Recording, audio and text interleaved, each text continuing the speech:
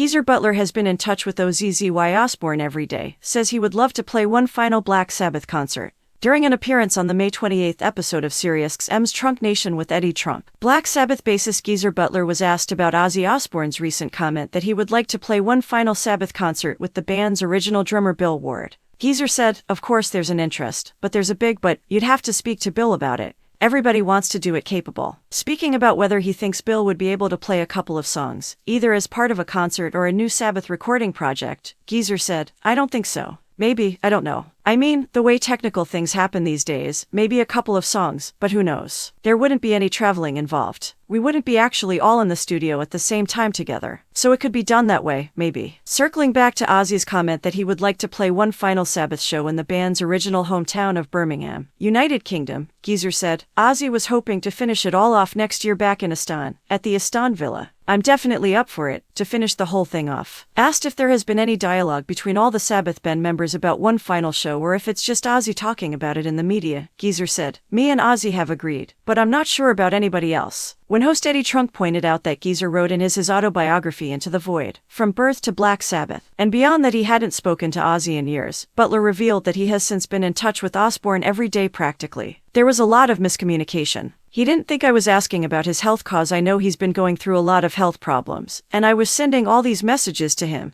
and they weren't being passed on to him. So he thought I was just ignoring him. And then the weird way I had to go through Sabbath's accountant to tell Ozzy I'd sent him all these things. Cause he did this thing in Rolling Stone saying that I hadn't been in touch with him about his health. So I went through the accountant, and he got in touch with Ozzy and said, he's just been sending you stuff. He wants to talk to you. And we've been fine since that." Asked if he is in regular contact with Ward, Butler said, "He's not on email and I hate the phone. So, I send emails to his wife, who passes it on to Bill." Geezer went on to say that he would definitely be interested in reuniting Sabbath's original lineup for one final performance, even if it was for just a short set. "I'd love to do it. I'd absolutely love to do it," he reiterated. Asked if he misses playing, Geezer said, "Yeah." He went on to say that he still practices his playing regularly. "It's like part of me daily exercise. I don't get down to the gym. I just go up to my studio." 6 months ago, Geezer disputed Ozzy's claim that the Black Sabbath bassist never contacted him to check up on him while was battling a host of health issues in recent years. Last November, Butler took to his social media to write, "Rumor has it, Ozzy is upset, saying he never received my get well messages. I made 2 different attempts at getting in touch during his illnesses. My first email went through his office because I didn't have Ozzy's new number to text him. Sharon responded but I didn't hear back from Ozzy. 11 months later, I emailed Sharon to check on Oz. That email went unanswered. I don't want to engage in a tit for tat," Geezer added.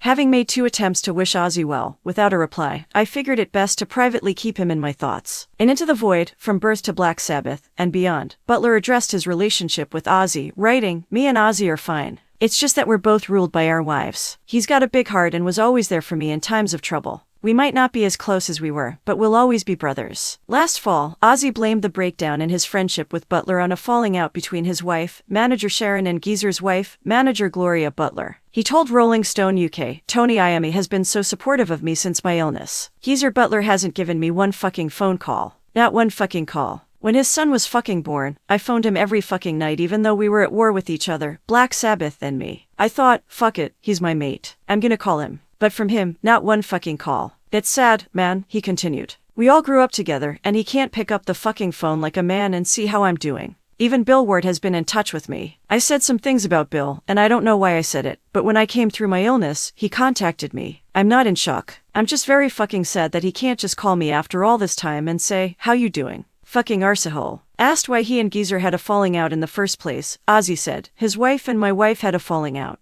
But that's got fucking nothing to do with me. Are you really going to hide behind your wife's skirt because of that?" In June 2023, Geezer addressed the fact that he hadn't been in contact with Ozzy in an interview with Ultimate Classic Rock. Speaking about the fact that he mentioned Iommi in the book Acknowledgements, where he wrote that Tony actually still keeps in touch, Geezer said, "Yeah, he's always been there for me. You know, he's a good friend. We can slag each other to death. It's like marriage, really. You have terrible arguments, you fall out and you come back together. But he's always there. He always is. I hope he is after this book as well. I still love Bill, but he's not on the internet. If you want to talk to Bill, you have to email his wife and she has to tell him. It's really awkward. Ozzy I don't speak to at all." Asked if he thinks there's a chance those lines of communication will open back up at some point, Butler said, "I very much doubt it. We didn't fall out, it was the wives. During an appearance on the Appetite for Distortion podcast, Geezer elaborated on his ultimate classic rock comments, saying, "Well, it's like with every family. We've fallen out loads of times over the past 50 years. You fall out for a year or two and then you get together. I don't see any of the rest of the band. It's just that people have picked up on the Sharon part of it because everybody knows who Sharon is. If I would have put Bill's wife in there, nobody would have said anything about it, or Tony's wife. But because everybody knows who Sharon is, they seem to pick up on that.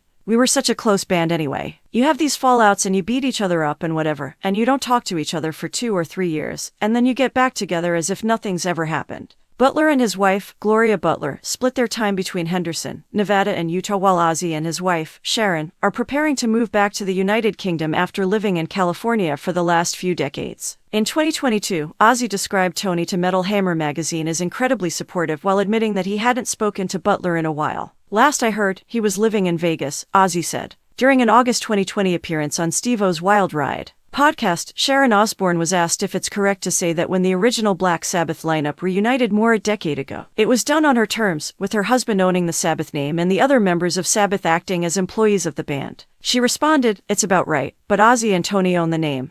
Geezer and Bill don't. So it's Ozzy and Tony that own the name, and they are partners in Black Sabbath. So you're kind of right. Ozzy and Tony are equal, and at the time, the other guys, it's kind of like pay for play." Ozzy filed a lawsuit against Tony in May 2009, claiming that IAME illegally took sole ownership of the band's name in a filing with the U.S. Patent and Trademark Office. Osbourne sued IAME for a 50% interest in the Black Sabbath trademark, along with a portion of IAME's profits from use of the name. The Manhattan federal court suit also charged that Osbourne's signature lead vocals are largely responsible for the band's extraordinary success, noting that its popularity plummeted during his absence from 1980 through 1996. Lawyer Andrew DeVore argued that Osbourne signed away all his rights to the Black Sabbath trademark after he quit the band in 1979. Osbourne's lawyer, Howard Shire, called that agreement a red herring that was repudiated when the singer rejoined in 1997 and took over quality control of the band's merchandise, tours and recordings. In June 2010, Ozzy told the Pulse of Radio that the lawsuit between him and Tony had been settled,